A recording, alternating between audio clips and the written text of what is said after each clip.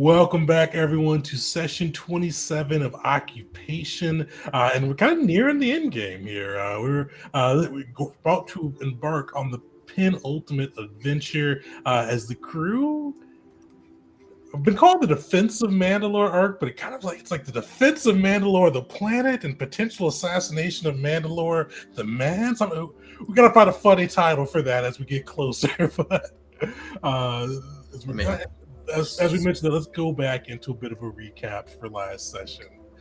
So the crew had just finished, kind of triumphantly finished, the invasion of Ethor, succeeding pretty much wildly beyond measure. Their tactics worked both on ground and in the overall space engagement with the Yuzon Vong forces, taking out the entire fleet that was guarding Ethor, capturing the Master Shaper Nim Yin, rescuing the former Supreme Chancellor Oveno, who's held captive, all without significant loss to the Fonda Station Alliance's fleet. There's some damage, some repairs that need to be made, but no major ships lost. Protecting both the Sith dreadnoughts as well as the kind of the Fonda resources and the station itself throughout this battle. With that, though, the group was able to kind of spend some time and start plotting out their next move, and also had their debt called in fairly quickly because Lord Galvin reached out shortly after the battle ended, letting the group know that he knew what he wanted to collect on. Because Mandalore, the planet, was under siege by the Yuzon Vong forces, and he decided that it was time for a regime change. And he stated for him to pledge Dominion forces in the aid of taking back Mandalore. A couple things would need to happen. Val and Lord Malachi would need to hold to their promises to assassinate, honor duel, however the group decided to get rid of them, but to remove Mandalore the Exalted. And that Vars, the one that Galvin has claimed as a friend, would need to take over as the new Mandalore. So Mandalore is dead, long live Mandalore. With that, the group was able to. They had come to a decision on that side yet, outside of that they're for sure going to help Mandalore, but they haven't decided if they wanted to take Galvin's offer. But with that, they also had some time to both interrogate Master Shaper Nim Yen, who proved to be more of a willing subject than they expected, finding that she was more of a being concerned about creation than it was about ideology or who controls the galaxy. She just wants to make ridiculous things to accomplish her own visions. Learning from her, though, as well, the Supreme Overlord Jacera, the ruler of the Yuzon Vong, the one that all factions bow to, was going to be making his way to Coruscant, surprisingly at the new Supreme Chancellor Avon's invitation. I keep wanting to call him Alvin, but it's Avon. But he just seems like an Alvin when I think about it. But Supreme Chancellor Avon's invitation, learning that the Overlord planned to betray him. To claim Coruscant, to claim the jewel, the centerpiece of the galaxy, for the Yuzon Vong, and put the Republic in its place rightfully below the Yuzon Vong, but still keeping what they can of that alliance intact. So the group, with that knowledge, decided to spend some time helping Supreme Chancellor Oveno, who had been pretty critically, near mortally wounded by the Vong and their torture and capture of him, being able to restore him to health, and getting the Mon Calamari Chancellor, the former general for the Republic, back into the fight, where he's kind of gathering his forces and trying to make his way back to Coruscant to see what he can do to disrupt Avon's rule. So he's kind of gathered his forces and some of the Jedi and made his way back to the Republic to disrupt them.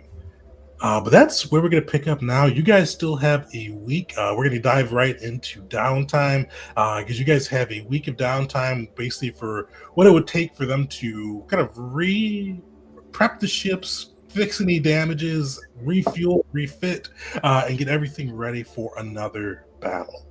Uh, and with that too, and Caesar, we're going to do yours last because we're going to reintroduce Caesar as we go through this. You probably won't have as much downtime as the rest, but we'll see what Caesar does. Because one thing I forgot to mention in the recap is that the Master Shaper Nimian did promise to do what she can to remove both for those who wish it, the Vong implants and technology or biotechnology, as well as the kind of the mind shaping that she performed along with the York coral implant. So Caesar, we'll get to you last on that side. But the rest of you guys, you are on Ethor, the planet that you've taken back from the Yuzon Vong. You see the lush forest beneath you as you look out from the spaceports, finally back in the hands of the natives of the galaxy. One last thing I'll mention before we go into downtime is you see like this lush, pristine forest. You do see kind of mining drones, drills, ships with the Hut Cartel logo emblazoned on them, making their way down to the planet. One of the agreements that the Fonda Station crew had with the Huts was they got first dibs on resource stripping the planet, and you see they are wasting no time. You see them going through and taking what they need from the forest. Bits of desolation left in their wake as they strip Ethor for all it's worth.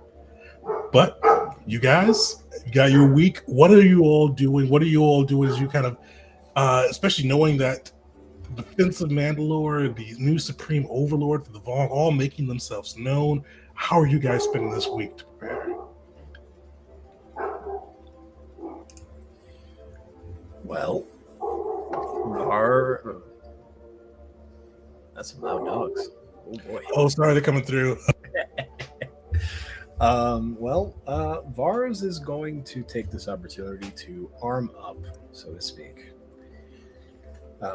This is more on me because reading is hard sometimes, but I realized later on, thanks to Tegan, that we get got a nice reward from the CC room. And I'm going to make some modifications to my BKG, which hasn't been used a whole lot. I'm trying to make it wieldable in one hand and semi-auto. So I'm going to try to roll for a prototype mod. Perfect.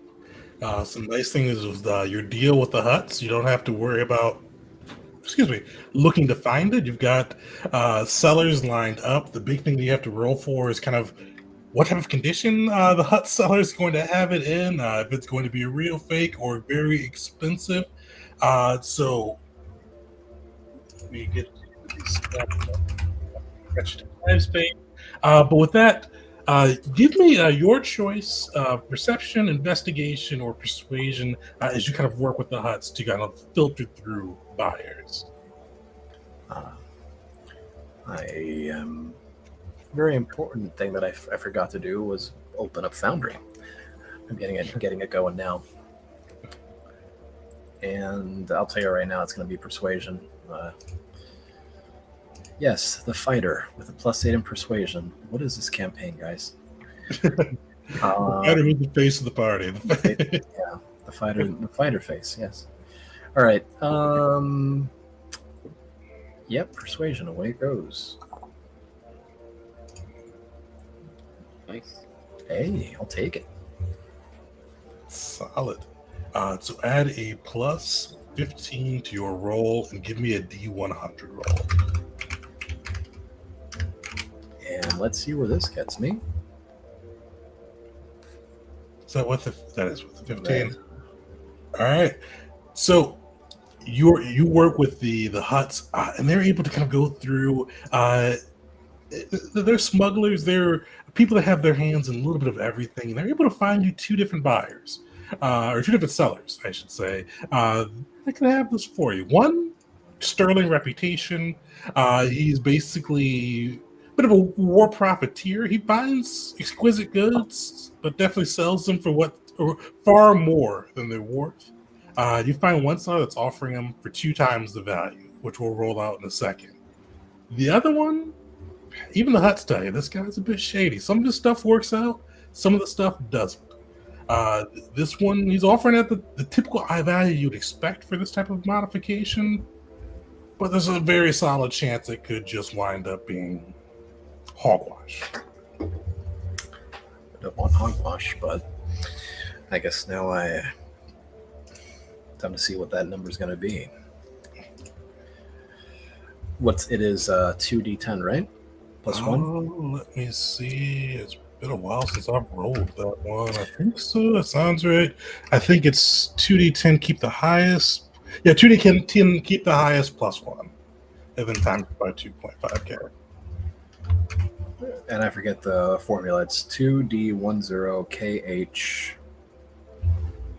And all I right. think that sounds right. Yeah. That sounds right. Yeah. Nice. All right, so a 10. Yeah. Yeah. All right, so that's going to be 25,000. But it's a mod. Oh yeah, so that'll be halved.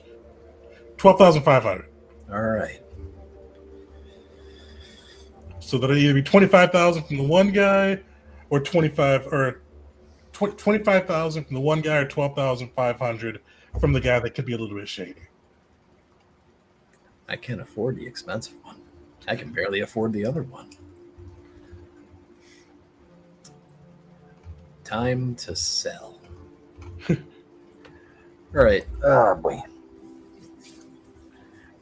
If I wanted to sell an item, the plus... Huh? I could spot you some money. How much you need?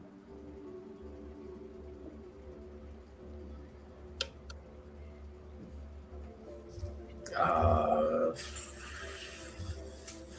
4,645. We'll go just an even 5k. I'll give you 5k. Make it easy here. All right. So before Vars changes his and Val's hard-earned money for this part, he is proficient with arms tech implements. Is there any way that could play into the validity of this thing being what he says he is, or a pretty hunk of junk? Because right now you guys have a 30% chance of it being terrible. We'll say if you can roll a DC 22, you can reduce that down to a 20% chance. Okay. What would that DC? Based off your arms tech. And that's intelligence. Mhm. Okay. It hung out on the 18 for a second. I got excited. All right. Well, then I got no idea. 30% chance. 70% chance of it being good. Yeah, that's some nice odds. Well, that's why there's backup weapons, right? I think there's a joke here about never tell me the odds. Yeah. You know what? Yeah, sure. Let's do that, and I'll make sure to remember his face. And depending on how this goes, you might have a very angry helmeted man in his dormitory one night, and that'll be the last thing he ever sees. You know, Fair enough. So, your choice on how you want to roll this. You can do a D100, D10. Yeah, we can even do a D20. We're looking for that 30% chance. It'll be on the low end. All right. Seven up on a D20, 4 up on a D10. Yeah, so 4 will be good up, and then yeah. There you go. Perfect. You're able to go through. You see the modification for, especially you find this dealer. It's like this shady looking Rhodian. You see like even like it's like just kind of that sketchy look. You see his robes are like well worn. You see bits of grease, what looks like food on them. This looks like he's basically been living in them for the last however long. And you see his eyes keep kind of looking back and forth, even though you're in a pretty well lit and safe area within your own station. But you do see as you kind of test out the mod, equip it into your own weapon, it works as intended. And you see as you put it in, he kind of yells as like he's walking away, "No refunds!" and just takes off. Jeez. Well, with that being said, I now have a one-handed BKG. Hooray! The big Griffin gun. Yeah, goddamn right. Is that the full gun or the hand or like the hand variant? So remember a lifetime ago almost when Caesar gifted Vars a BKG? Oh goodness me! That's the same BKG that didn't see a lot of play because all the Vong have really high DCs for dexterity checks, like stupid high. I mean they're adept warriors. What can you expect? But with this, things are better. Oh boy! All right. Hell yes. So how does your BKG look after these mods? What does Vars do to kind of get this thing ready for combat? So he notices that it's a very big and heavy gun, but like everything, it's parts of it are big just to be big. So using some of that good old Mandalorian ingenuity, he strips down what can be stripped down. He minimizes what can be minimizes. Safety. Who needs a safety? Etc. Etc. I mean, like safeties, right? It still need a safety, but what if it overcharges? It'll shoot bigger. Get all that crap out of there. He manages to make this thing lightweight, wieldable in one hand. Has to be a very beefy hand, but one hand. So it's almost like somebody took a blaster rifle, cut it in half, and doubled it in width. But hey, Sawed off BKG. essentially. I think when we initially discussed this, I'm like, what if I just take my BKG and take a hacksaw to it or whatever? And that's, well, here we are. Who would have guessed I was a prophet? I'm ashamed of myself for not thinking of this while playing Gil. Oh yeah. So now I got a big Griffin gun, 3d4 worth of ouch. Nice. Feels good, man. Okay. Spend the week kind of working with the Huts, finding a dealer who's got that reputation, but luckily nobody wants an angry Mandalorian at their back, so he comes through with one that actually works, and you're able to get that BKG ready for battle. Val, how are you spending your week? So I think I forgot to mention this last time or ask last time, so I'm hoping kind of go back. But I was hoping the Puek could go with the Mandalorians. So they were fighting with the Mandalorians in the siege, and I'm hoping the Mandalorians would have taken them, so they peace out to go help the siege. And if that's the case, then I can't train because they are not here. And so I think I'll also try to look for something. And after seeing the cost of a prototype, I don't think I'm going to go what I was going to get for. But I think I will try to find a prototype item modification. Okay. And it will be a serrated edge. So it allows me to add a D4 when I do weapon damage. Nice. And the Pueks can definitely join the Mandalorians. They would have checked in with you before making their way off planet, but if Val, the hunter of hunters, decided that they should kind of continue in the fight for Mandalore, help them buy some time until you guys can arrive with the Fonda Station fleet, the group of Pueks that you trained would definitely kind of load up and follow out. All right. So how does Val kind of go about finding new weapons? Or new pieces for his weapon, I should say. Same thing, you've got the Hut contacts. You don't have to find it per se, but you've got to sort through all the Hut contacts just to see who's actually reputable to buy from and how lucky you are in finding somebody that's going to give you a fair price with Huts. Yeah, so this is one thing that I feel like Val actually wouldn't just blindly go into. He probably has an understanding of who has an appreciation for weapons and who doesn't. And so that'll be how he'll kind of search out is he'll try to find someone.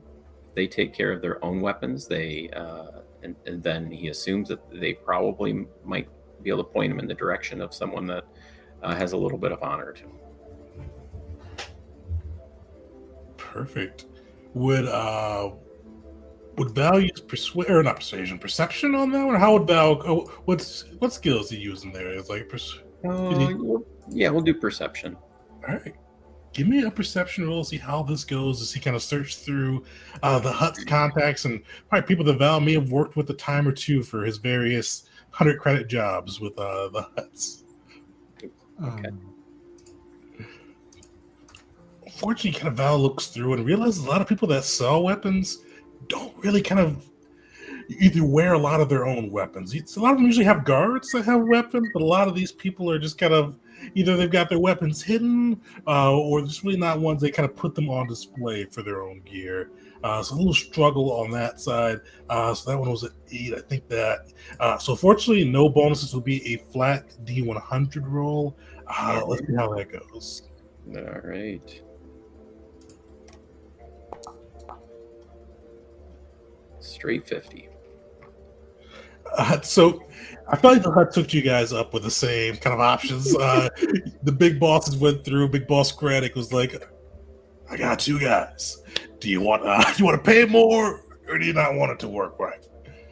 So you're the kind of the same boat as Bars. Do you want to buy her for twice the price, or one that is going to be sold for the item's value but has that 30% chance of complication?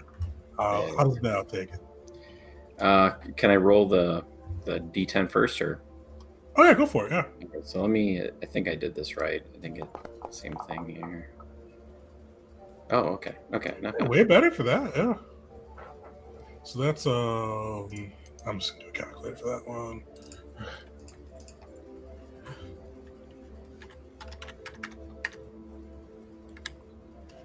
All right, so that'd be 15K, 7.5K. All right, and then since it's a mod, it'll be half. Oh, so it'd be 15K, but then half to 7. Yeah, okay, perfect. Okay. I think I'm gonna have to do the same thing. I'm gonna see how Vars worked out. Same guy. I'll go back. Probably just the same guy. I see Vars got something, and I was just like, that worked. So Val's gonna go to the same. You see the roadie that he's carrying out of the room that Vars is in, like just like stop him flat-footed. He goes, "Oh, you need weapons too?" If it's, I have some stuff that I don't use that I'd happily sell to try and make the difference. If it's something, I got premium weapons here that just I've only got so many hands. Actually, I've got a mod. It's a, I don't know if this could be part of it, but I guess it's a standard keen oscillator. What is that? Is that standard or?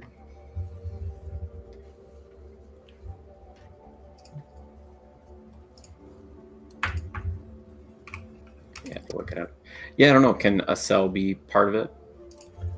I guess it don't matter too much. So for kind of like a strong value, selling it is its own kind of downtime activity for enhanced weapons. But if you guys did want to give it away for a 4th value, you guys could do so.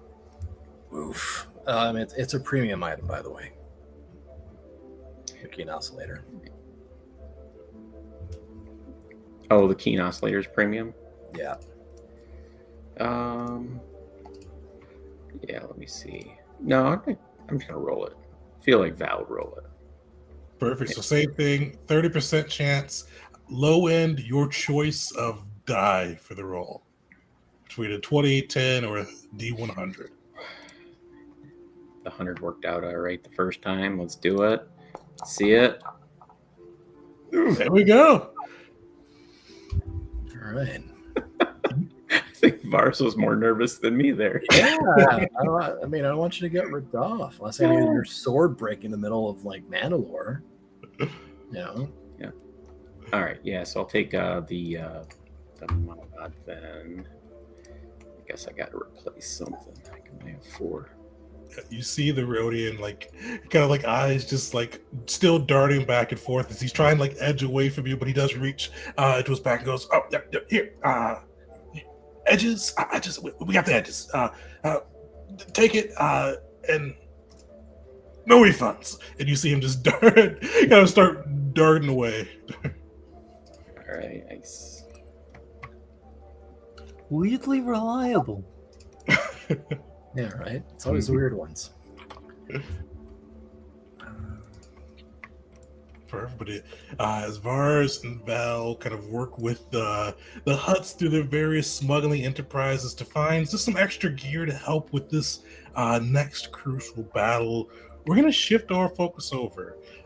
So kind of moving from there back to the Shaper's Den on the planet of Ethor, where Nim Yin, or the group, I should say, tasked Nim Yin with abundance of supervision to restore their group. So Caesar, first thing I want to ask with Caesar is, he had kind of moments of lucidity during that last battle, moments of realizing things aren't right. You kind of find like you got knocked out, but you wake up and kind of come back to. You see the Master Shaper around you. You see, she's probably not familiar with these droids, but you do see a legion of CC droid guards kind of stationed around the Shaper's Den. Like their photoreceptors clearly kind of moving with the Master Shaper, keeping a strong eye upon her. You are restrained, but what's kind of going through Caesar's mind as this all takes place? The very first thing is almost like a battle report in his mind. What happened in combat?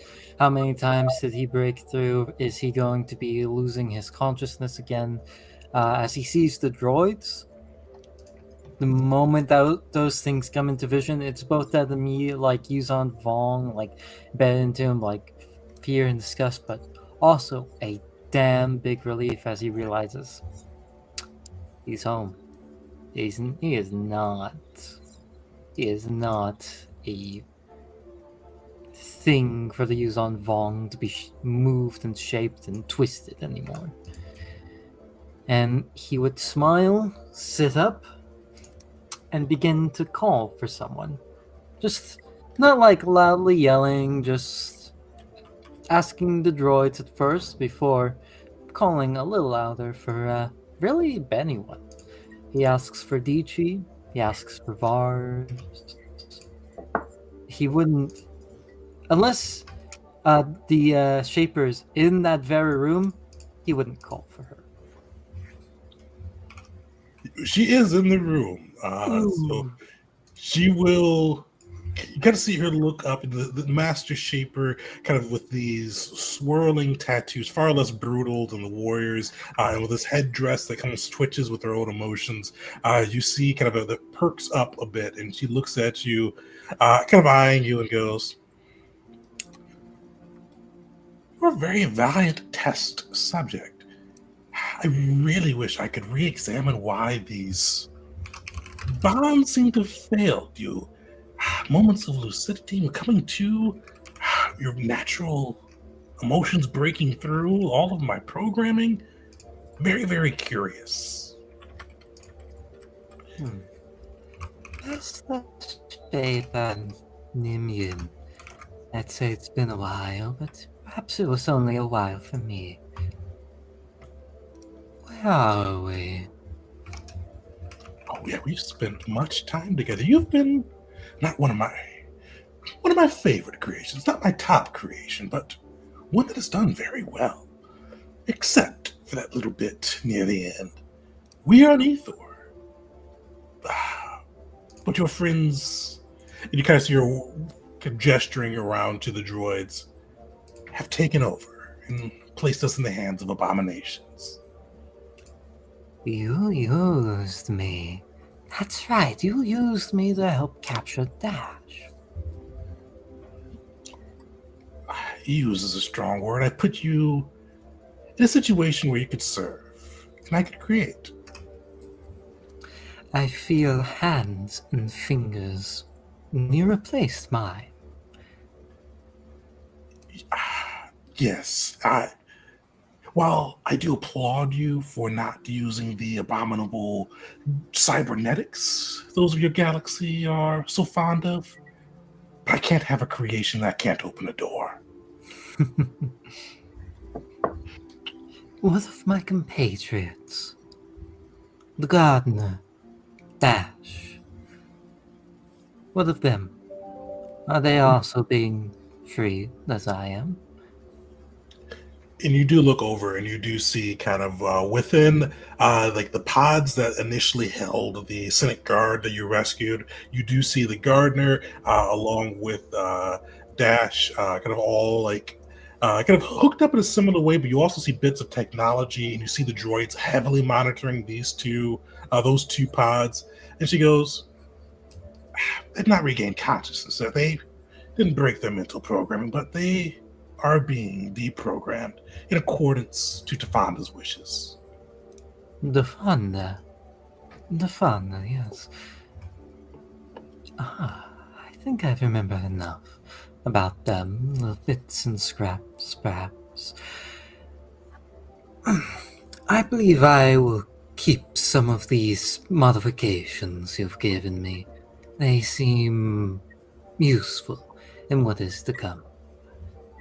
But I believe once you are done taking out every little back door you've set up, every little program you could use to control me, I am to go to the Fonda station. I've been gone for such a long time. There's much work to be done. The galaxy, perhaps saved is not the right word, but needs to be set back. You see, she nods and says, I've already promised your friends I will remove all traces of control within you. But of course, you're going to keep my gifts that I've given you. They're far better than what you've had before. It's my work. Of course. I mean, you didn't need to even say that aloud, but I will remove all traces of the mind shaping. But something that might need to be said aloud. There may be place for you in your shaping, not to that damnable mind slavery. But no, perhaps using this modification can help us in the fight. But for another time, get to work. I need to see my friends again. To see Vaz and Galvin. And whoever that other warrior was. You see, kind of her head tails kind of curl a little bit as you said, get to work. She's definitely someone that's not really used to being ordered about, but you see her kind of shake her and look between the various war droids that are stationed up in her laboratory, and she kind of just shakes her head and then does kind of begin getting you back into hell. So now, I'm going to offer you a little bit of a different downtime week, but if there is something that you have in mind, you can go with it. You spent, I forgot, I have to look at the calendar again, but you spent at least 4 months among the Vong. You, especially, not even just among the Vong, among the Shaper's own special forces, we'll call them. You may know a bit about some of the other creatures that she's bred. So we could do a research downtime. We could see what Caesar's able to pull out of his mind-induced or mind-shaped fog. Or if you have something else that you wanted for Caesar to do this week, you can go for that. Oh, the research is really good, and I'm very tempted by that. But I'm also tempted by Caesar just making an announcement to the galaxy, equivalent of like, yeah, we're back. The fall on the station, the Vong will be pushed back and whatnot. I feel like Caesar's own pride, as much as he is like a researcher in his own right, he branches into multiple skills. I feel like his pride and ego would push through of like he's making an announcement to the Vong, to the galaxy, to the Republic, to everyone. He's back, and the Fauna Station is winning this war. All right. So how does Caesar set up his announcement? And one thing I'll remind you of too is Caesar was last seen working for the Vong, taking the Supreme Chancellor or the former Supreme Chancellor prisoner. How's he thinking of re-announcing himself to the galaxy? Showing himself, hopefully unbound, recording of himself, like walking in the frame, sitting down, and beginning with kind of like the idea of like the Fauna Station took down Master Shaper Nimian. They saved the former Supreme Chancellor, and they unshackled the minds of the survivors of Vela. Just that would be the very first part of the announcement. Just saying that they took back Ethor.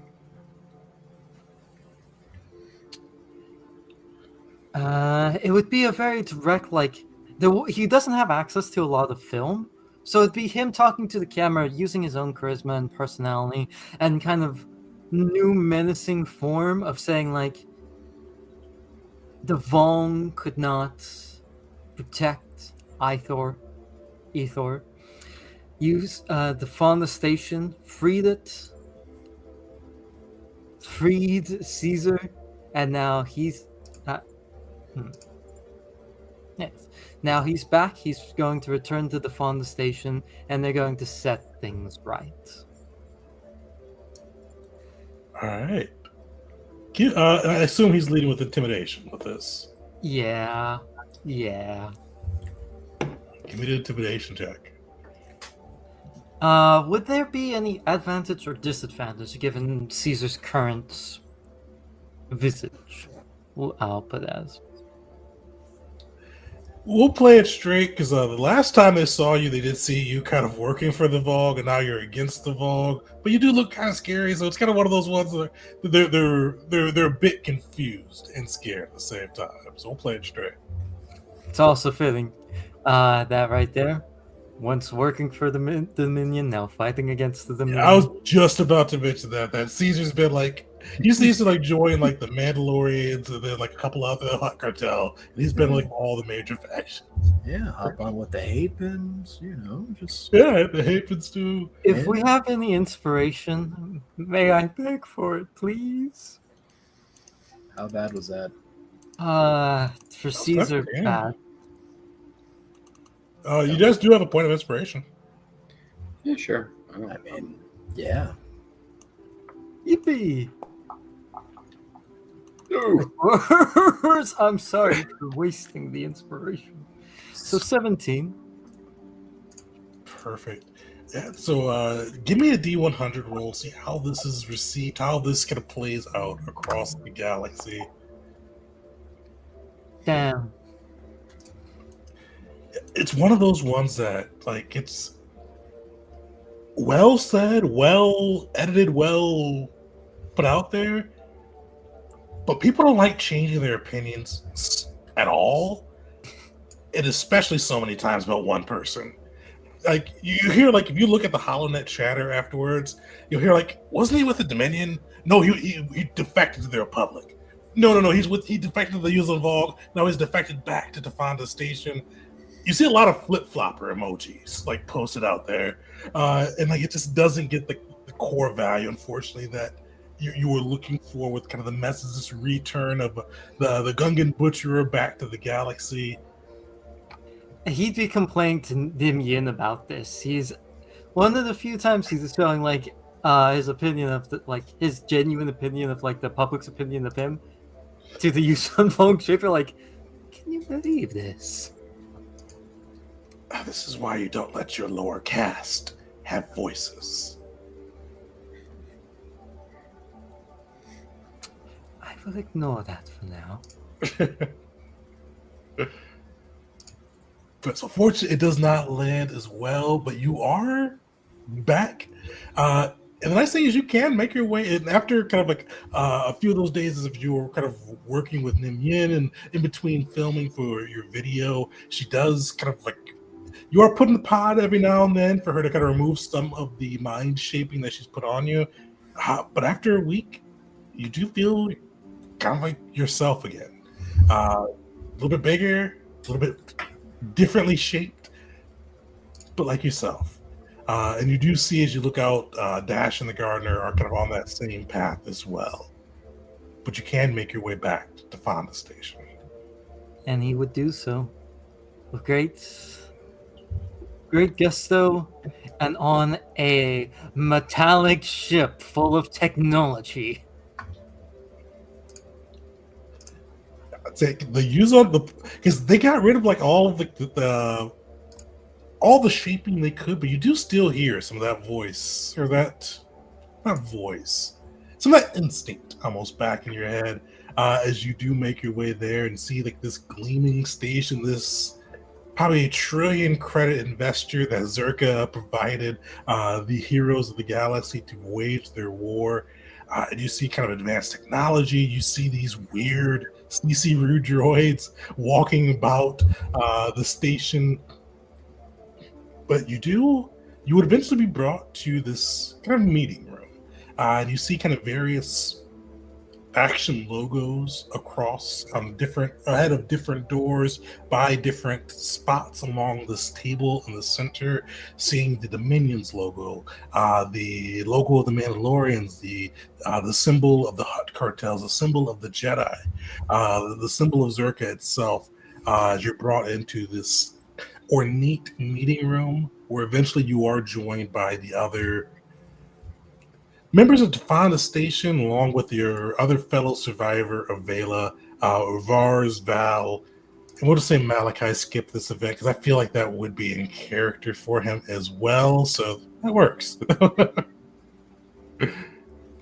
I will say Caesar reacts very negatively to seeing the Hutt cartel symbol, but especially now after experiencing the Yuzon Vong firsthand like he did, he's biting his tongue this time around. I almost forgot about that. Caesar used to be owned by the Hutt cartel, yeah? Yeah, no, he absolutely hates the Hutt.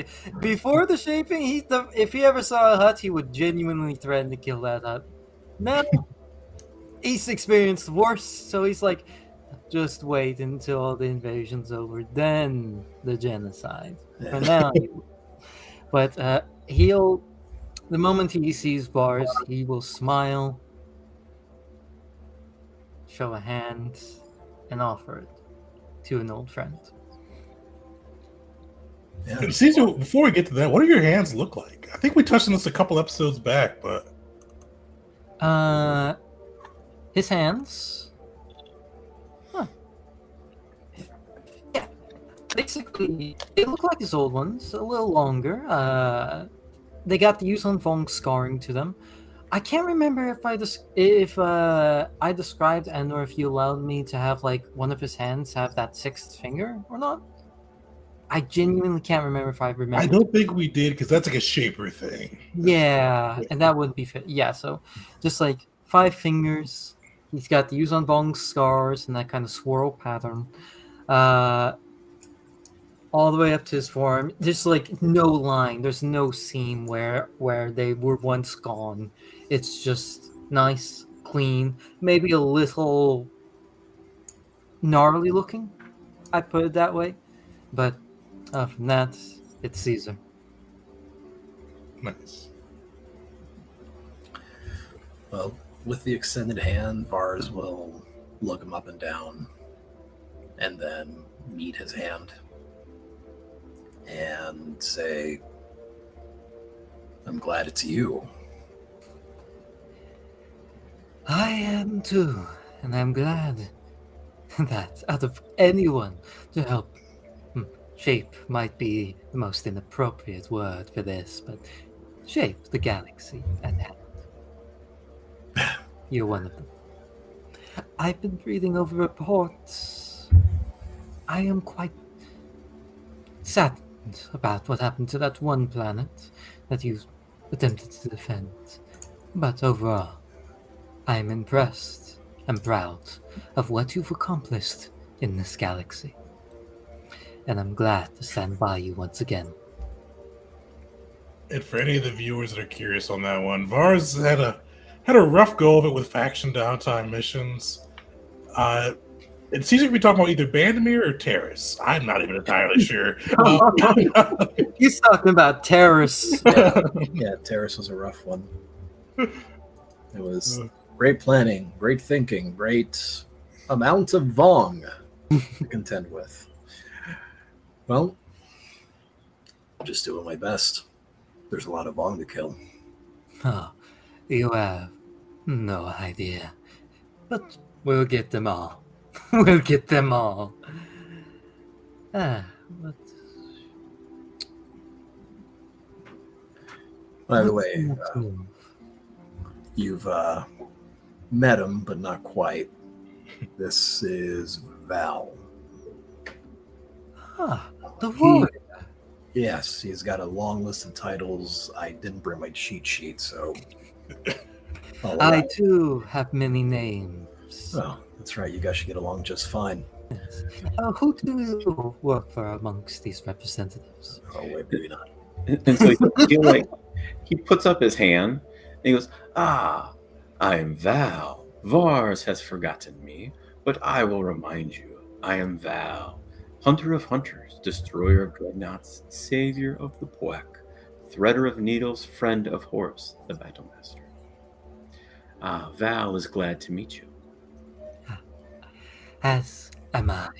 I am Caesar, the Gungan guillotine, the board wipe, the dentist, so on and so forth.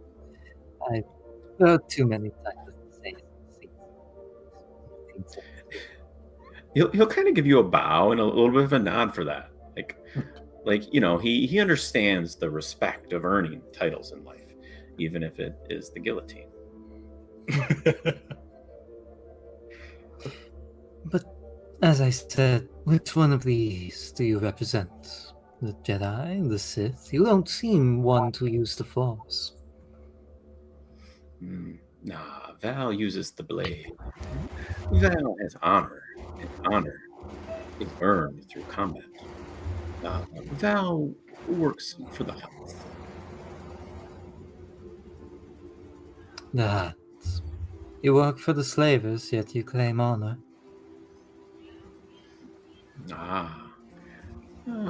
Val.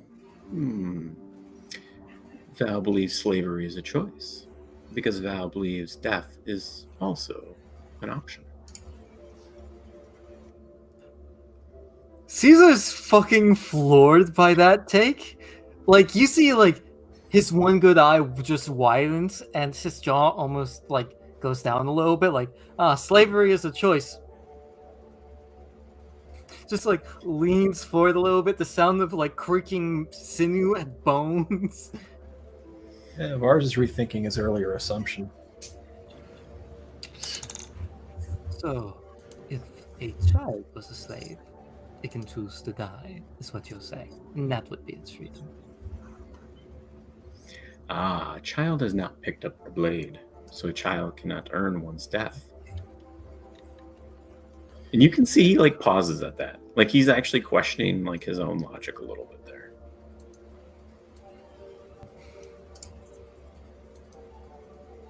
You see Caesar consider for a moment. He's really looking you up and down. But seeing you reconsider that, like actually taking a moment to think, it's like, alright, there's something there. We shall talk on this more. I have much of my own personal story to share, I suppose. But that will be for personal time. For now, we have a galaxy to rid of pests. Something we can bond over. Killing Vong. Yes. What is your next step? What is your plan? Well, reports from Mandalore are not good. They are holding on, but just by a thread. We were wrapping up any sort of last-minute repairs and prepping ourselves to join the fight. and I've got to have a conversation with Galvin, Lord Galvin. Good to see you and him are still staying in contact.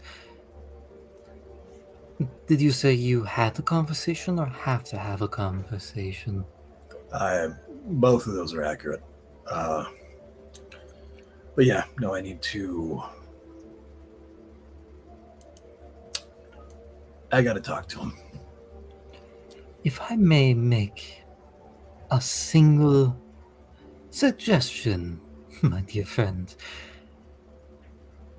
please do consider, with you saving Mandalore, that perhaps you are worthy of the title of Mandalore itself.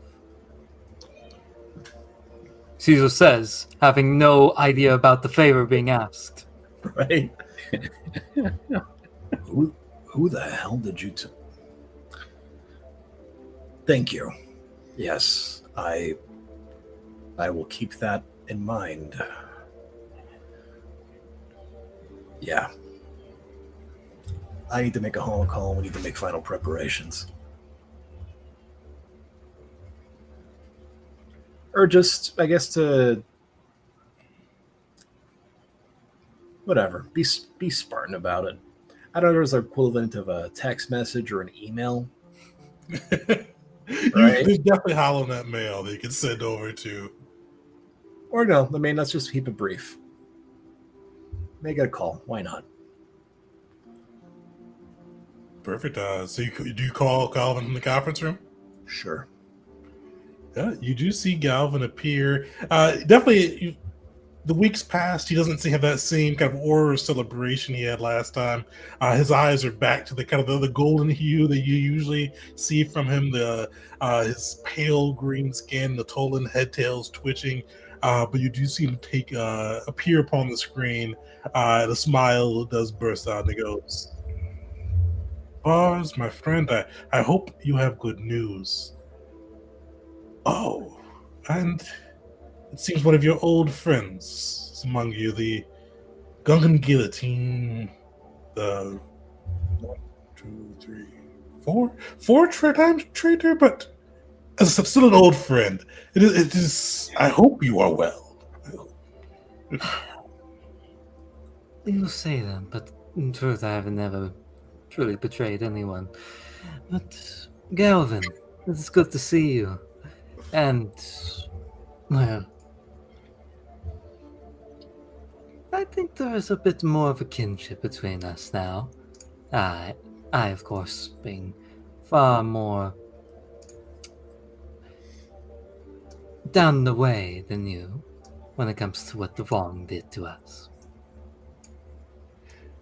You see, he grimaces slightly, but kind of his usual smile comes back in. He goes, "Well, I'm glad. I don't know if the force or luck, with whatever the plebs say. I'm glad that it allowed you to continue surviving. After most people's heads would have been gone, but you're still here.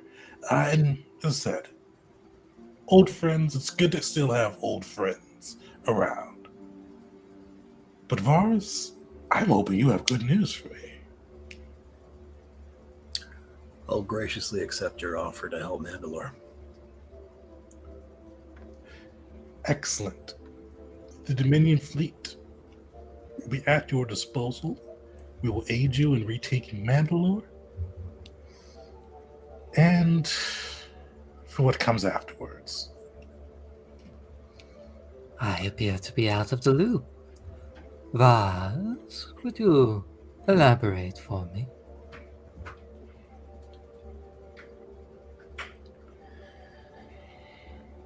I will. Thank you, Galvin. Lord Galvin. Be well. Take care of yourself. You see, he kind of looks between you and Caesar, and he goes, "Oh, of course. Old friends need time to catch up as well. The fleet will be at your call. We will coordinate with you to our jump into the Mandalorian space.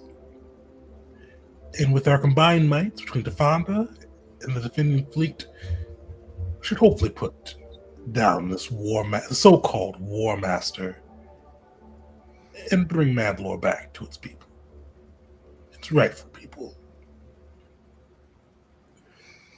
He kind of gives like a theatrical bow and goes, "Until next time, my friends." His hollow cuts out. Yeah. To sum it up, in exchange for Dominion help, I need to attempt to take the title of Mandalore. Truly? Perhaps perhaps the Dominion soldiers all think alike. You would make a worthy Mandalore, I would say. Well, thank you, but that's not why I'm doing this. It's a terrible time to do it in the middle of a war, but without the Dominion, the Vong just outnumber us. 10, 20, 30 to 1? I have no idea. I, for one, had you asked me before that terrible day that we lost the gardener and won a fight, I would have said we stick with the Republic. But then I woke up and the Republic is gone. Yeah, But gone. So I say, damn. And I say, the Dominion should be who we stand with during these times. I think we need to stand with the other denizens in this galaxy. At the end of the day, it's us versus the Vong. We're all enemies to the Vong. The sooner everybody realizes that, the sooner we can put this down and get back to killing each other like we used to. Other denizens of the galaxy. Who's left? Well, you have the Crusaders, who are throwing their lot in with the Vong. You have the Republic, who threw their lot in with the Vong. The Mandalorians, the Hutts, and the Dominion, all that's left. Well, to be fair, the Republic's kind of split. So, Can you even call that the Republic anymore? Aren't they their own faction? I mean, I guess not. I guess we'll see what happens. But with rescuing Uveno from the brink of death, maybe that'll rally enough of the Republic to their senses. Maybe. In all honesty, who's the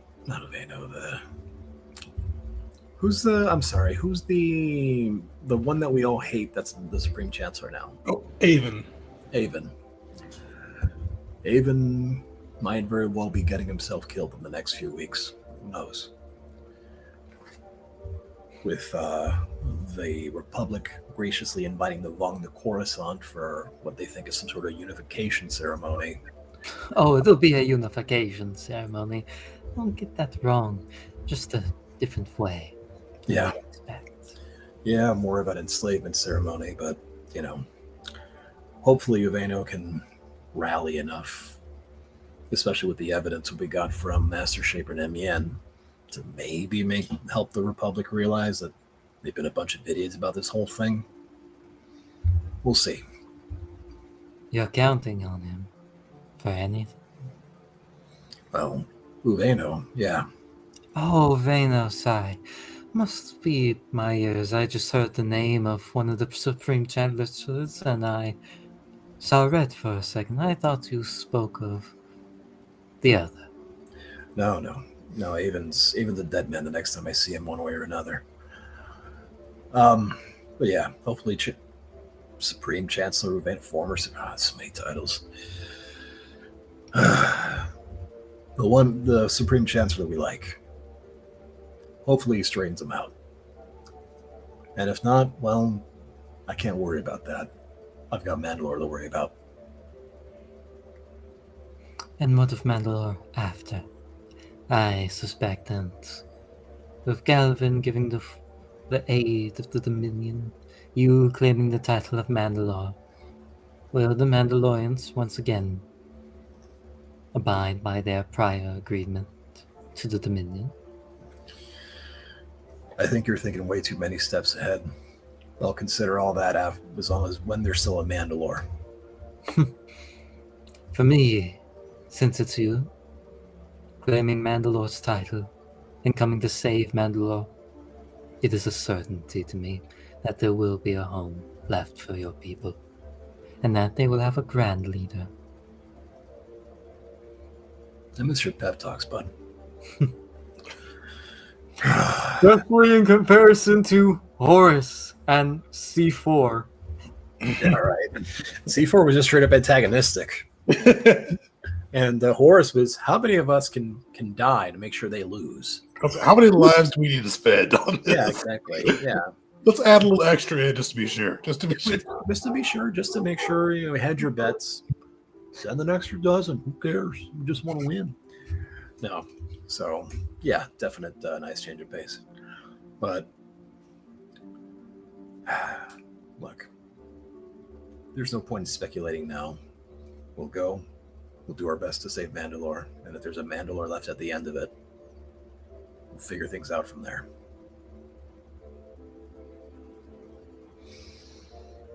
Otherwise, I guess let's be real. If we're losing Mandalore, I don't know what I'll do.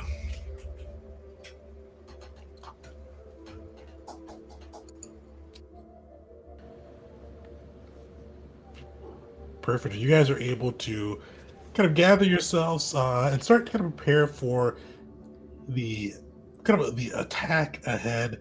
And as you do so, you're able to get a little bit of intel, both from the Dominion spies as well as some of the Mandalorians who left you earlier to kind of join the fight. They are able to provide you guys a little bit of intelligence, kind of what's going on the ground.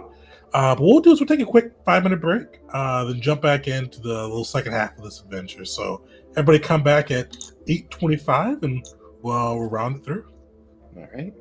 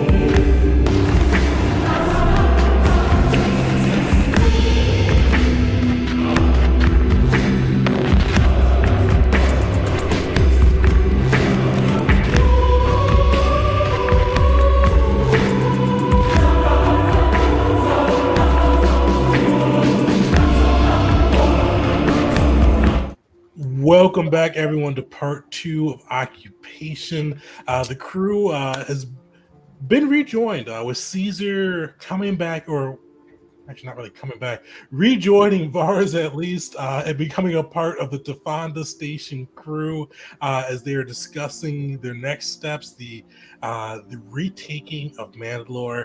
But as they're doing so, they do start to get intelligence reports from both the Dominion as well as their own probes that they're able to send out, giving a little bit of a lay of the land, at least kind of where it stands currently.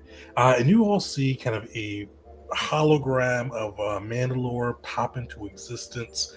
You see a beleaguered Mandalorian fleet nearly surrounded by the Yuzon Vong, kind of holding position like on this almost like the northern hemisphere of the planet. They are outnumbered, outgunned, outmatched, but they are fighting heavily. And you see that they're pretty much holding right above kind of a one area since the Mandalore has been able to heavily fortify on the planet. You see this force shield surrounding the city, and you see the ships, kind of what remains of their fleet hovering in orbit around it, kind of just duking it out with the Yuzon Vong forces, occasionally skirmishing, but it's definitely in a really rough position. They're outnumbered, they're outgunned. You see that while there's a force field above that city, the Yuzon Vong have like established ground bases upon the planet. It seems like they're pretty much doing all they can just to hold that little inch of the planet and keeping it with Mandalore. As you look out, you see this enormous Yuzon Vong fleet. But the thing, actually, everybody give me a perception check.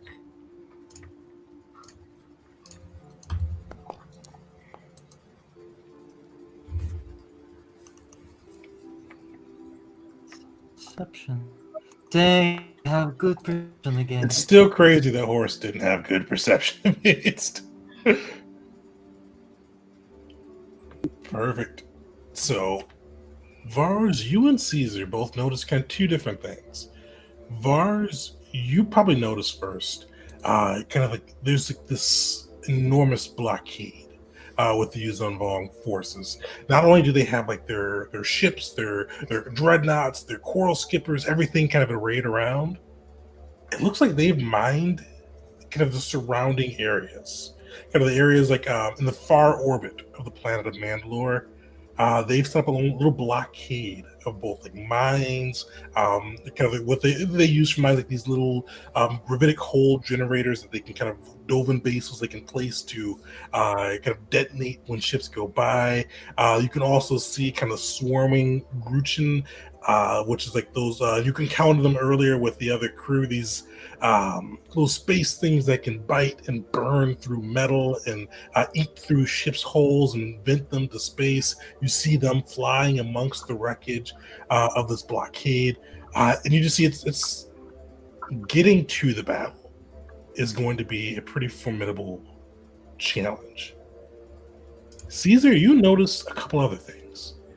You notice that you see occasionally, like you get some of these images and these videos from the probe droids, you'll see occasionally from the ground, like it looks like the Vong have installed like this ridiculous ground to space weapon. You see these big belches of plasma erupt from the ground, and you see it when it hits some of the Mandalorian ships, even some that seem like they have not been battered or bruised through this encounter. You see it get cracked shields first hit. It's a slow weapon to recharge, but when it hits like a truck. And many of them, especially ones whose shields weren't at full or weren't at a size to be able to withstand it, you see them pretty much decimated by it. I have the images from the movie Starship Troopers. 100%. Yeah, no, we were 100%. I was in the same boat. Just plasma. Oh, shit. So you all see this kind of just going through with the ships, this blockade, everything kind of just coming into being. The only other thing that I will mention, and Caesar, you and Vars both noticed this. It's a 3-day journey or 3-day hyperspace travel from where you guys are at Ethor to Mandalore. Luckily, it's on a hyperspace route, making it a little bit quicker. But you do notice the fleet's probably not going to survive that long. The ship or the city within should be able to hold out, but the fleet, it's going to be them holding out, kind of fighting in Kadabe, like all boots on the ground, trying to keep their energy shield up, trying to keep their capital planet intact. It's going to be they're going to be in a rough position when you arrive. There's not as much support as you'd usually would expect from the Mandalorians once you reach there. And with that, go ahead, Caesar. Duly noted, and for Caesar, he wouldn't want to really call many of them into space battle. He feels like their morale will be best, literally on the planet of Mandalore itself, killing Vong. Wave after wave after damnable wave of Vong. And one last thing you guys notice as well, it looks like, Val will say you notice this one too. At least notice it first, we'll say. You see like this almost like makeshift military base that the Vong have like quickly grown on the surface of the planet of Mandalore, and kind of the various wilds the planet has. You see it is like, it's expansive. It's definitely kind of like this barracks that they were able to drop down, grow quickly, and establish. But the thing that stands out to you, especially with having spent some time with the Vong and really trying to kind of learn a bit about their culture, you see the symbol upon it, and you recognize it as a crest. And it looks like a very distinguished. Like, it's definitely something that identifies a family, definitely something that identifies one of their leading families. And you see that crest upon kind of upon like one of the roofs of this barracks on the surface of Mandalore.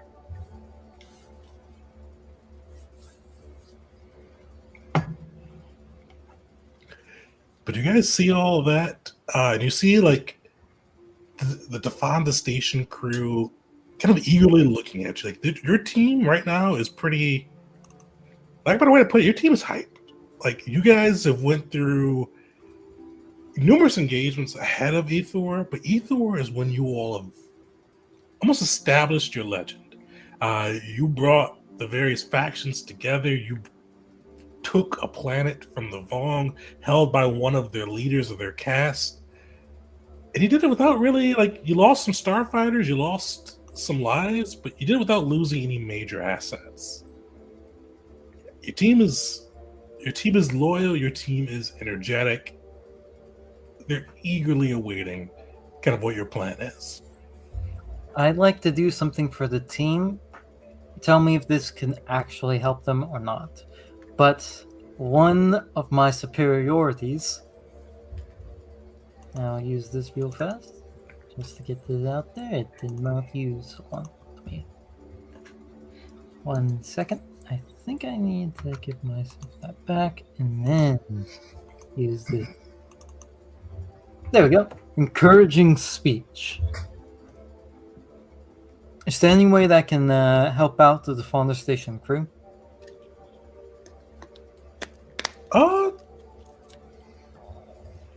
So what we can do on that side, so if you want to, because this will be another one where you guys get to roll some of your faction die assisted with the Dominion might that they're putting towards this. If you want to burn that superiority die, and it will, unfortunately, won't be a short rest where you can just get back. This will be one that'll be burnt until the end of the mission.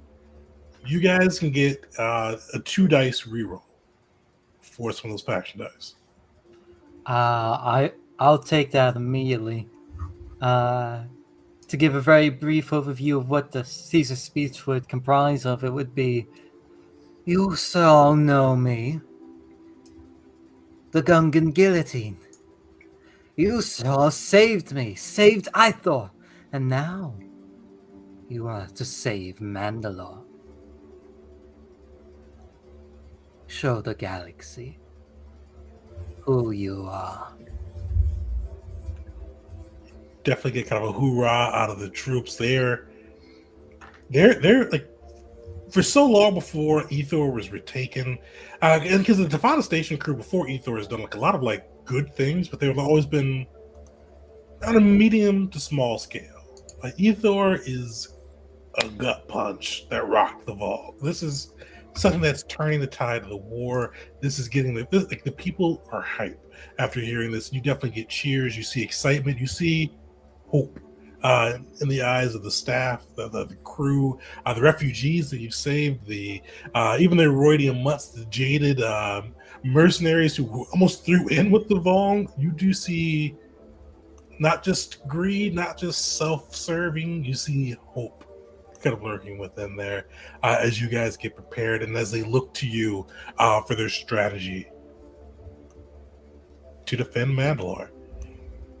And with that, I'll kind of give you guys, and what I'll say is today you guys will be able to kind of set how you all want to help aid this battle, help retake Mandalore. A couple of the big things, I'll go over the three big things you guys noticed again too, just to make sure you've got them all cataloged. You see there's a pretty impressive blockade that blocks off the surrounding space from the planet, like the orbit of the planet itself. You see within that orbit are the Yuzon Vong, and at the time you guys got your probes, the remaining Mandalorian forces duking it out. But the blockade is kind of surrounding them, kind of keeping almost a safe space from outside predators coming into Mandalore. So it'll definitely be a bit of a challenge bringing the whole fleet in, at least right away. You do see on the planet, there's this behemoth of a beast belching plasma as almost this orbital defense or planet to space defense system that's just wrecking ships as they approach. And you also notice that on the planet there is this kind of makeshift Yuzon Vong grown barricades with an ornate family-like crest upon its surface. And the last thing I'll mention too is you know that the Mandalorian fleet, it probably won't hold out till you get there, but their Kaldabe, their capital, their shield generator should hold out until you can make your way there. Oh, and Vars, one thing I'll let you know, because you're part of the faction, you know for free, that if this has been a long-standing Mandalorian tradition, at least once the planet was taken back from Dominion, that if it falls, everybody's supposed to make their way to Kadabe. Their shield generator there is, they stole it from Zerka, and it's been well maintained, and it's very impressive and efficient. It's it's the best shield generator on the galaxy. It's one that can hold out against a pretty nice bombardment for some time. Okay. Well,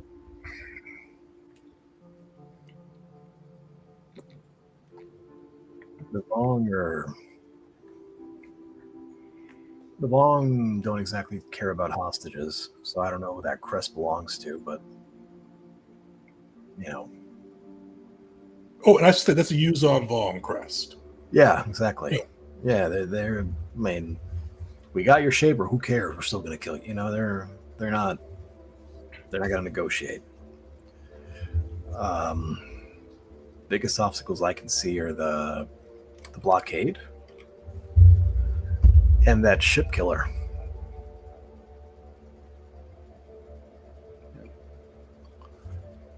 I mean, thanks for the Dominion ships. Oh, they're dead now. I mean, that's a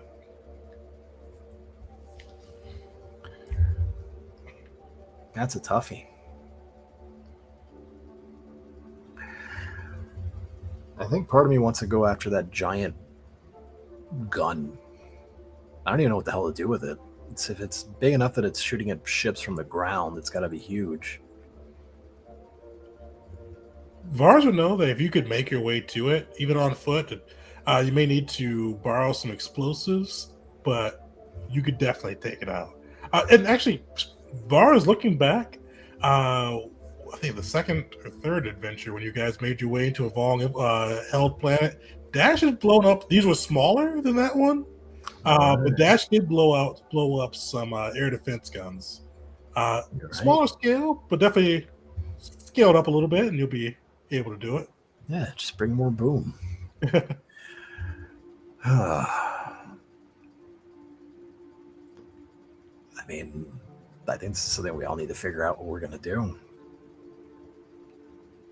My initial kind of gut feeling on this is not Val's gut feeling.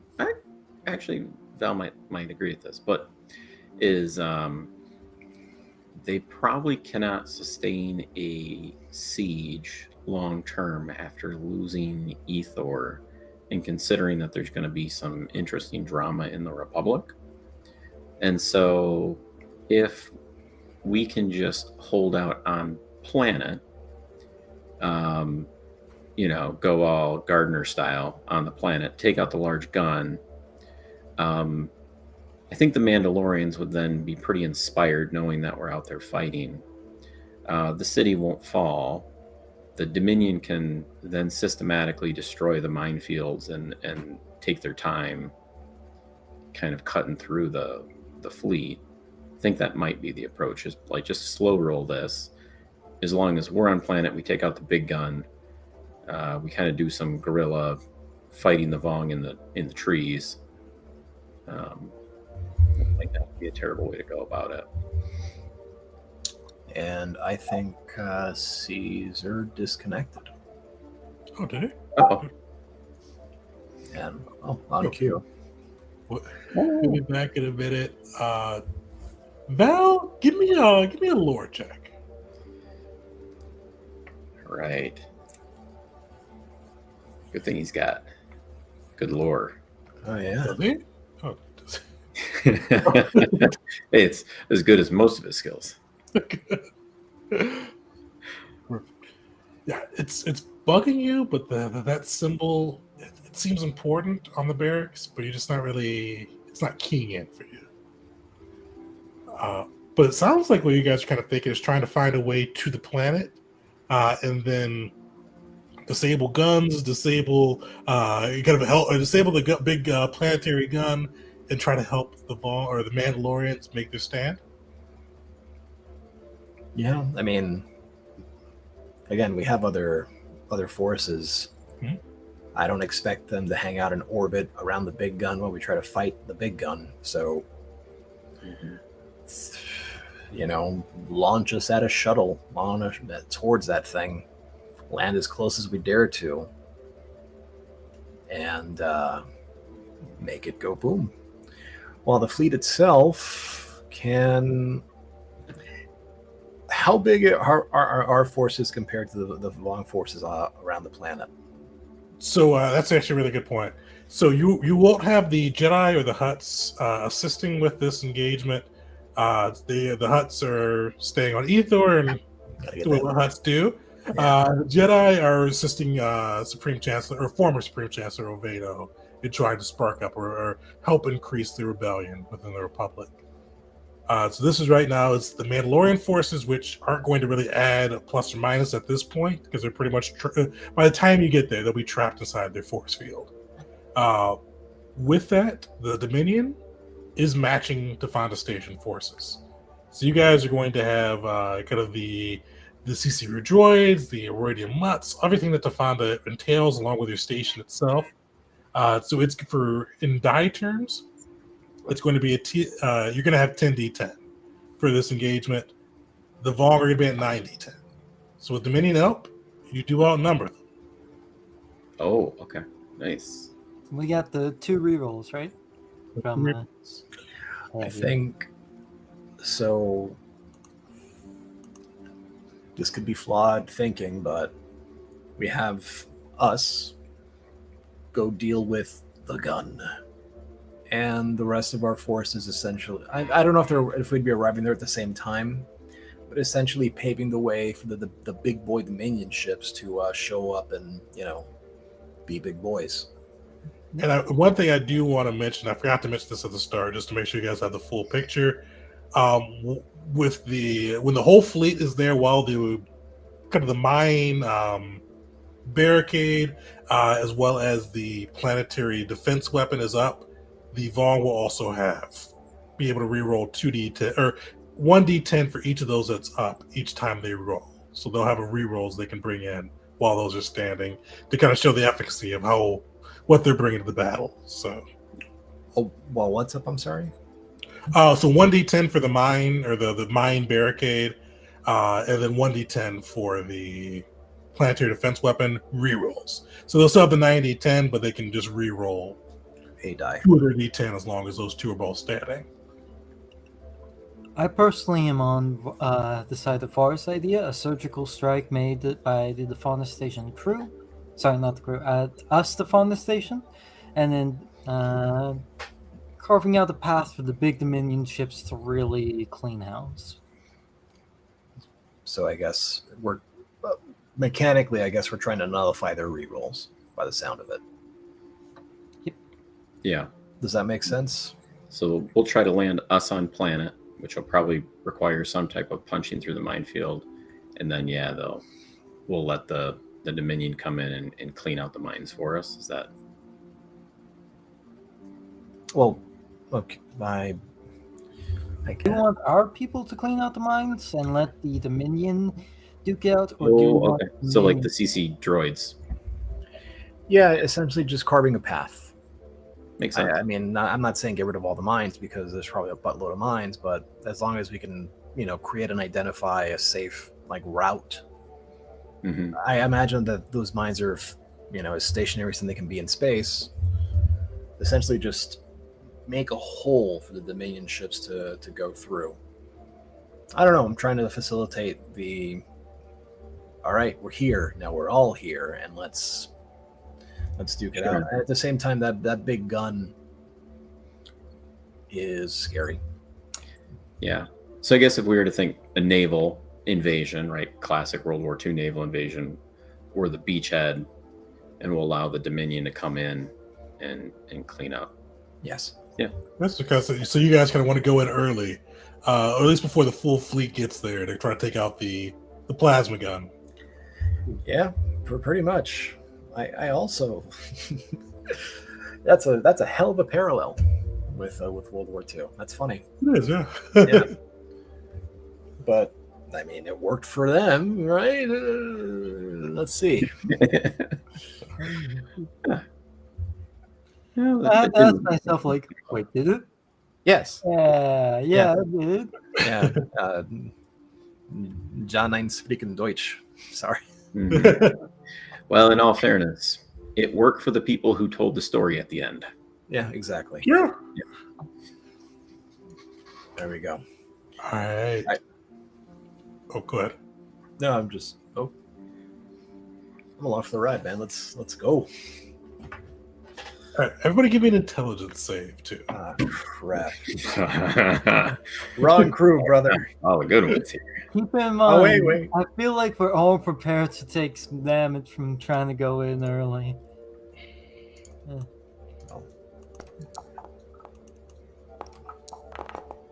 Oh no. Oh no. Oof. All right. Oh, wait, which one of these? One of these is Val's, one of these is... None of these is... No, Caesar, you rolled. You got 11. Yeah. I got 11? That's a bonus for me. You got 11. I got 7. I rolled twice. One was for the lore check, so that was up there a little bit. Oh, Yeah. I'm gonna reload. Sorry about that. You all gotta think about the plan, and definitely this seems like a solid plan. Once you make your way on planet, taking out the plasma piece, Caesar, the one thing that kind of nags at you a little bit, and you're pretty confident this will work, at least the hard part that kind of nags at you a little bit, is getting through the minefield. Like, you'll probably need something or some type of plan to get your little forward engagement group, the beachhead group, through the minefield and a chance to land on the planet. Just go over the mines, right? Everything in Star Wars is flat anyway, right? I kid. With I didn't use the time to research. Oh no.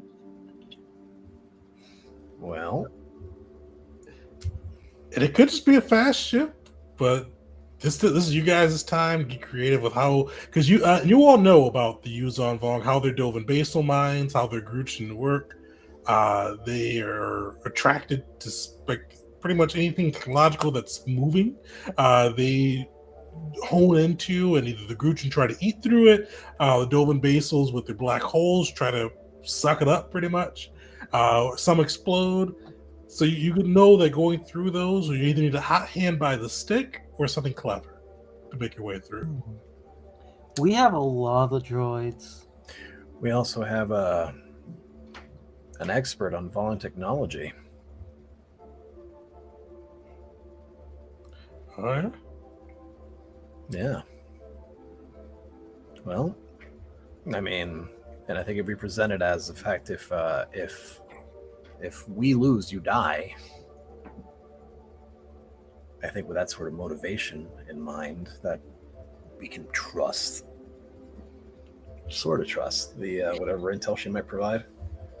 So I think that's a resource that's worth tapping. Yeah. Perfect. You guys can go see the Master Shaper.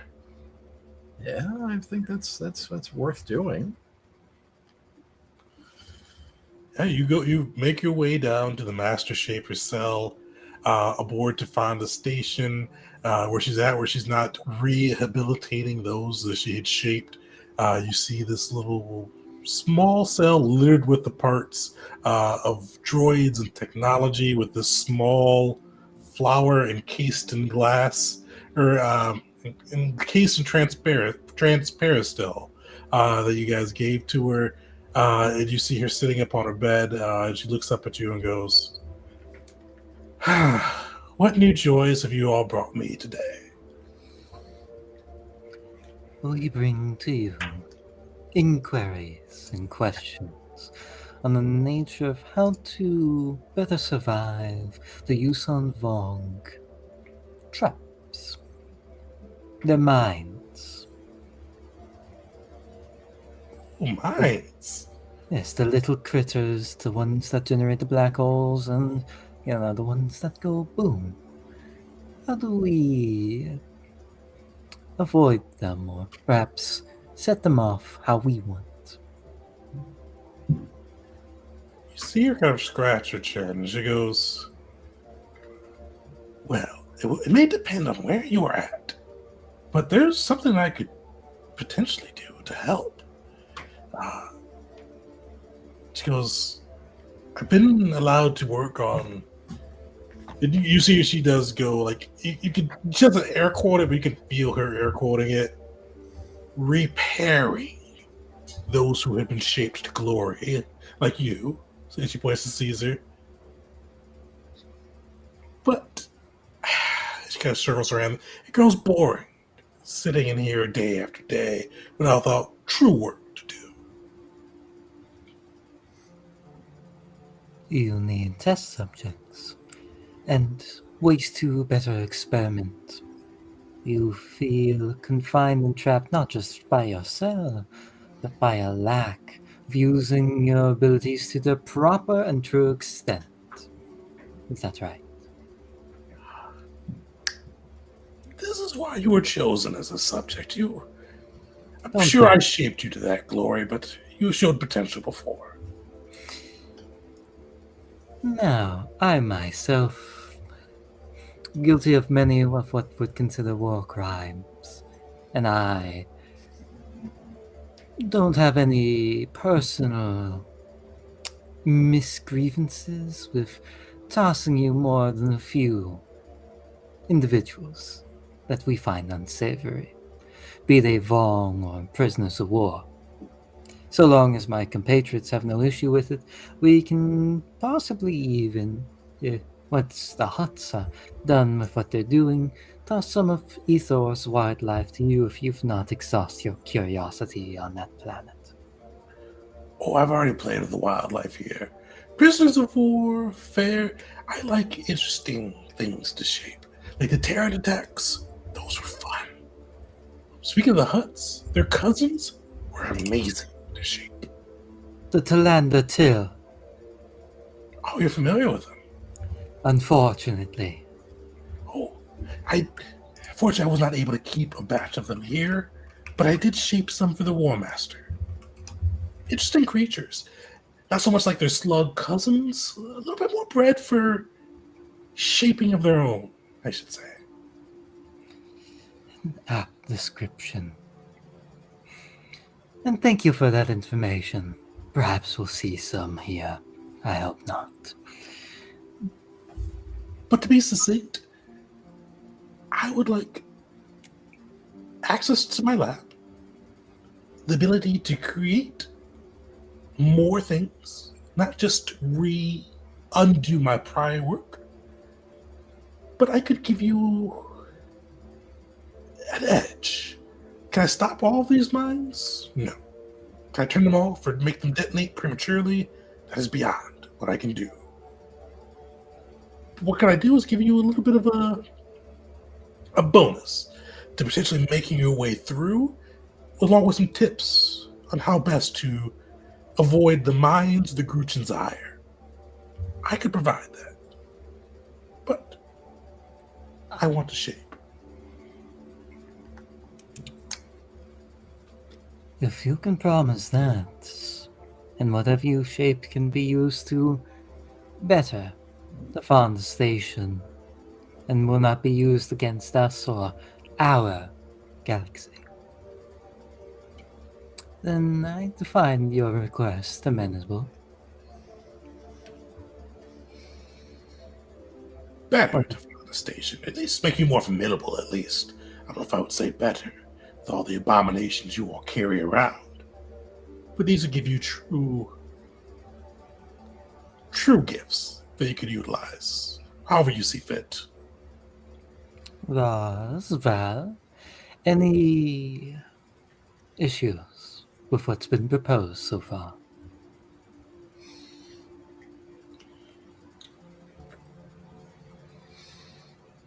Plenty, but go ahead. No, go for it. Well, we might be able to accommodate a lab. Granted, any sort of there'd be lots of restrictions in place, and if there's anything that seems unfit, you'll be immolated. Of course. Yeah. Could I ask one last favor along with that? The lab, could you have living things guard me? It's hard to focus with these droid abominations about.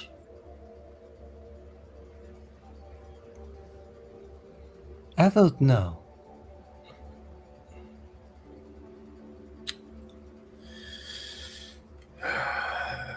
We've seen your ability to manipulate life.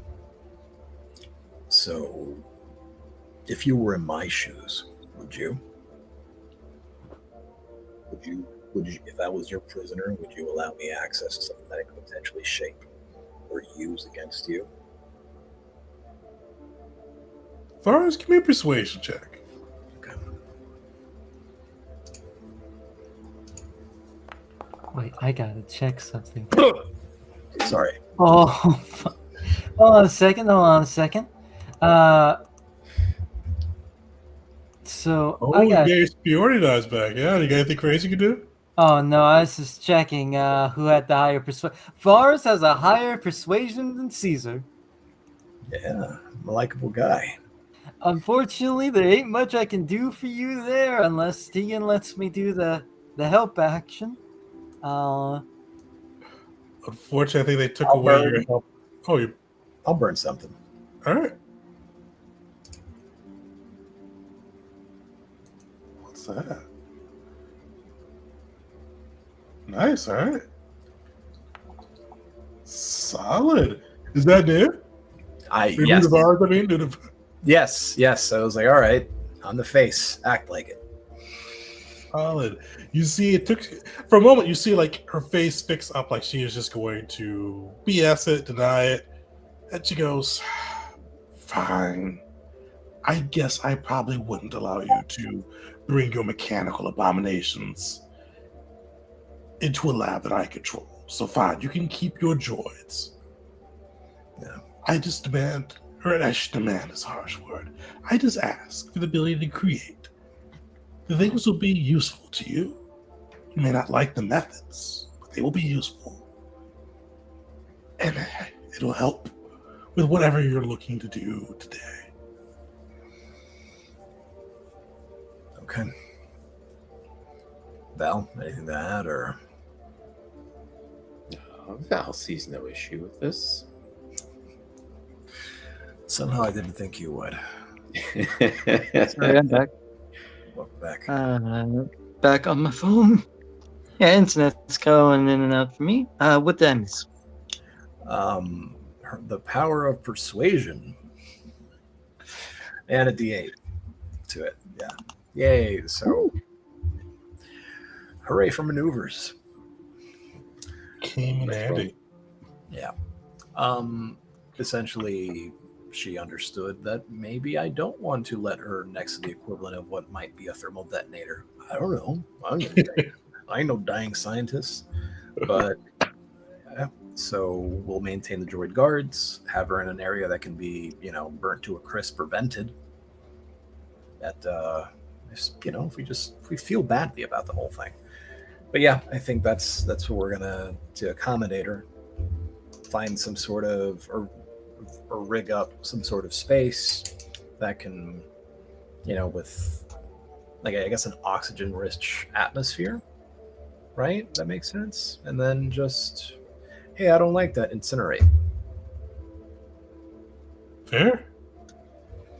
I mean, like you've seen, like I'm sure we've all seen those sci-fi movies where that thing got out, burned the entire lab. It's going to be a lab on the outside of it with a real big red button.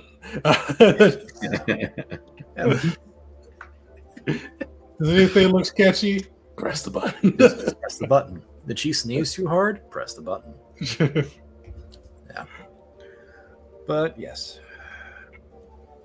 All right. I think that's what we're gonna do. Well, I prefer not to have the droids, but prisons can't be choosers. Oh. I can whip something up. I do ask again. Where do you think to employ this? It can help fine-tune my methods. Well, before we she can't really communicate with anybody from here, so I think we'll just show her what's going on. Is that any objections to that from anybody? Vars is gonna like reach for the data pad to bring it out. So if anybody wants to stop me, this is the time to do it. All right. All right. Actually, wouldn't. He don't actually have way to communicate, right? You guys, and I would say no role necessary. You guys have definitely, probably not you all yourselves, but the Fada station crew has both thoroughly searched your labs. You all have searched her thoroughly. She definitely does not have a way to communicate. Okay. Then I will bring up the data pad and Mandalore. The War Master did say that he was planning on finally taking that jewel. Well, I'm sure I can devise something to help aid you through this barricade or blockade. I said it won't truly nullify the potential that these things could target you and make your life hell, but at least should let you past the mines. So you won't have to worry about the ones that will explode or draw you into a black hole. The Gruchin are wild creatures. There's not much I can do to shield you from them, but at least for a small ship, you should be able to get through the mines. Now, the Gruchin, you called them? Yes, there are creatures that fly through the stars and secrete acid and burn through holes in ships. We like to unleash them in our blockades or when we're assaulting a planet, just easy to cause havoc. How do they function? Do they detect movement? Is it how do they work? Mostly movement. Really? So if something metallic were to fly by them, they'd chase it, they'd latch onto it. Do they give up after a certain distance? Usually if they cannot catch it, they will turn and find other prey. But if they can catch it, they'll burn through it. And how big does something have to be for them to deem it worthy of being prey? Usually the bigger the better.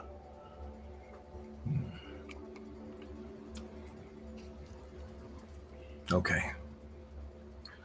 I'm just thinking in my head, like, what if, essentially, like the equivalent of like I don't know much about airplanes, but like chaff, just a bunch of chaff just going out to draw their attention.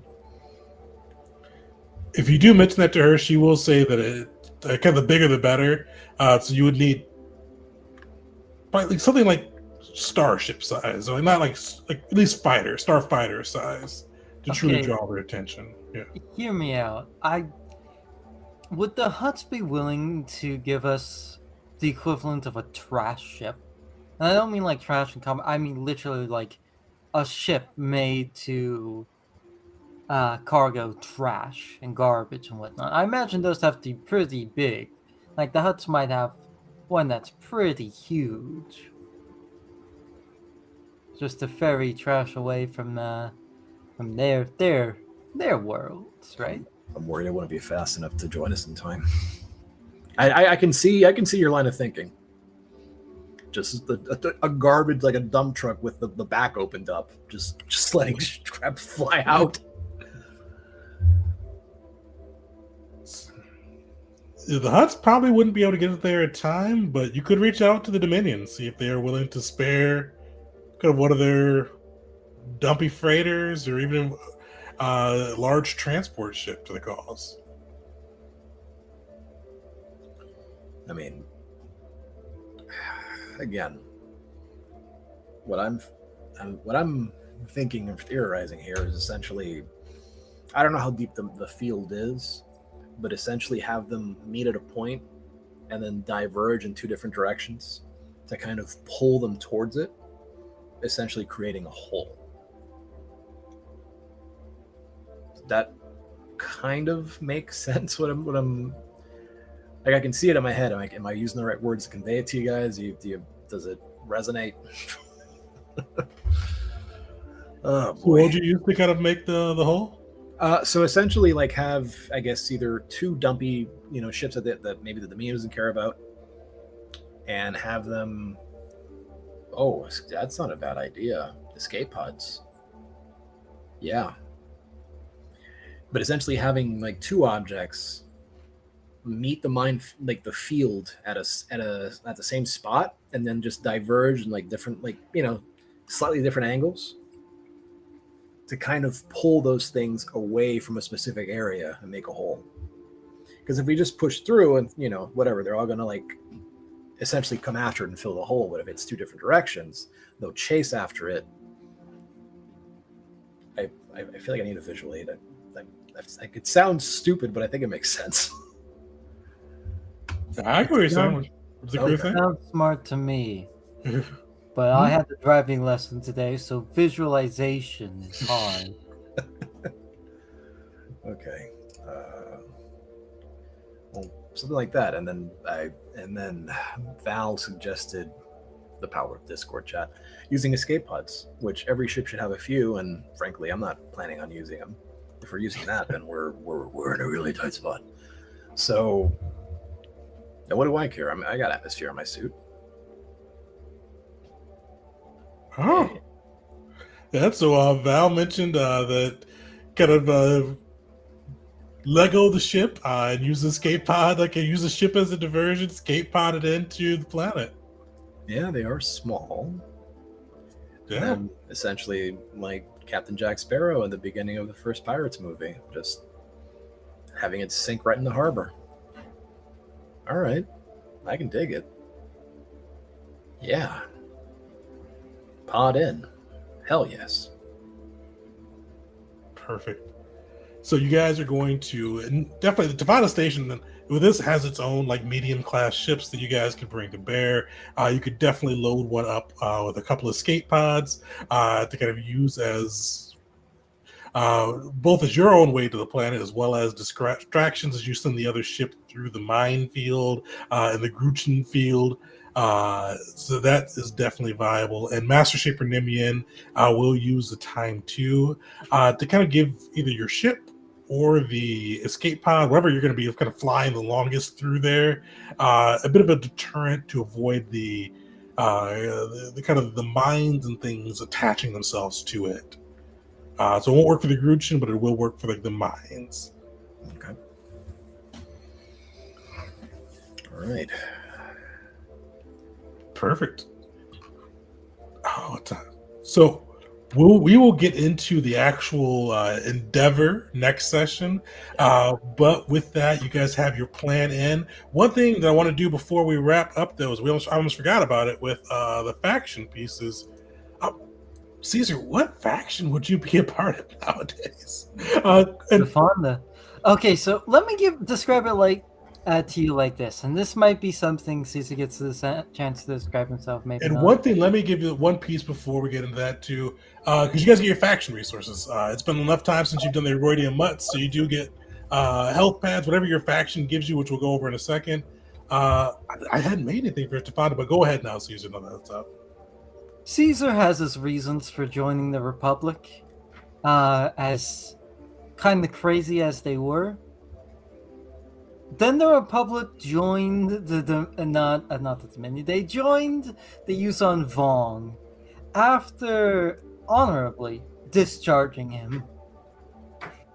I imagine whatever political career beforehand, before Caesar went on the suicide mission, was murdered by the fact he had no hands, too, as well. So I imagine he's really not feeling the Republic after giving up everything to join them. And then what happened. So he's throwing his lot in with the Fonda Station, and as seen so far, he's talking up the Dominion. Well, I'll give you your choice. If you look to the factions tab of taking either the Dominion benefits or Zerka's, because Zerka is kind of bankrolling the squad a little bit, so you can take either or. The rest of you guys, I'll go through Val, Hut Cartel. Roll me 1d8. All right. We're going to times that by 500. Solid. That is what, 3,000. You get 3,000 credits to spend however you like. I recommend some med packs. But you also get to add either your choice of 1d4 substances or 1d2 ammunitions. As a reminder, these can be any premium to standard grade enhanced ammunitions or consumables, is the best word. I'll take consumables, 1d4. Or also substances. So it's a 1d4 substance. Yeah, substance. Just one. Yep. Yeah. So you can add one premium substance to your pack on that side. All right, Mando, you're up next. Am I even really in a position to receive resources? Yeah, because Mandalore, the capital, is under siege, but the faction still has its stuff, and they would definitely want to prepare one of their better fighters for it. Okay, it just felt wrong, like the White House is burning, but I demand my paycheck. It's like one of those ones like they're paying you, but you're using it's like you work at Walmart and they're paying you, but then you're giving it back to them. Yeah, then I do my groceries and everything there. Yeah. Okay, so let's see how many credits. 1d4. Oh, you already rolled. Yeah. Oh, so that's 1,000 credits. Hell yeah. And then your choice credits of 1d6 explosives or 1d6 barriers. You get the 1d2 ammunition either way. Okay, so let's go barriers. All right. I don't know what barriers are. Oh, they're pretty cool. They're little mini shields you can bust out. Then I am going to look in the barriers. But right now, explosives, we'll just get that out the way because we're going to need these. Sweet. You get 2 premium and below explosives. And then give me 1d2 for your ammunition.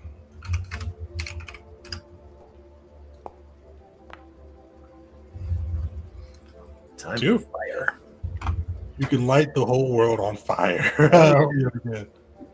And then the barriers is 1d2 as well, or Oh no! So sorry, I didn't make, so you can use that 1d6 you did between the explosives or the barriers. okay then. No, I think we need the explosives. Barriers maybe for the last one, but right now we need to blow up a gun. So I'll grab 2 of those. You said premium or below, right? Premium standard, yeah. Or if you really wanted to unenhanced, but I don't see why you would. Oh no. So I'm gonna, I guess it'd be charges, right? Yeah, that'd be the best thing for. Yep. All right, so I'm gonna get 2 plasma charges. Solid. Caesar, are you going Dominion or Zerg? Dominion for now.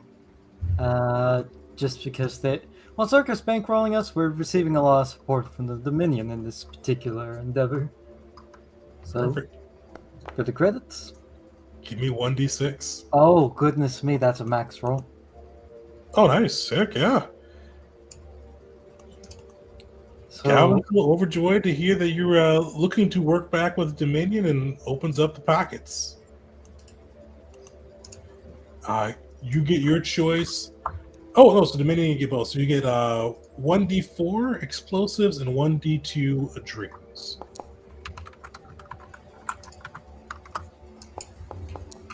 so that'll be... What?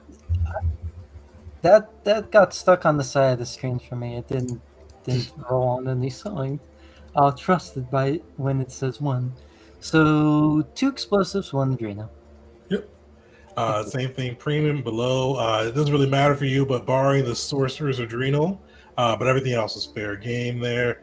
But yeah, so you guys are able to stock up, buy some med packs for your credits, and we will pick up next session with you guys braving your way to the minefield, making your way onto the planet of Mandalore, and fighting some Yuzon Vong, and testing your might against their war master, Bakan Choka, who's personally leading the siege. Knocking out the heads of the Vong, hopefully. Yeah. Fingers crossed. Sweet. So everybody join us. I have to look at my camera. I'm not sure when the next session is. We've got, unfortunately, a couple little gaps on this side, but we'll be back soon for session 28 as we go into the penultimate adventure and see how this plays out with the defense of Mandalore and the assassination of Mandalore all at the same time. So join us for that. Till next time, everybody.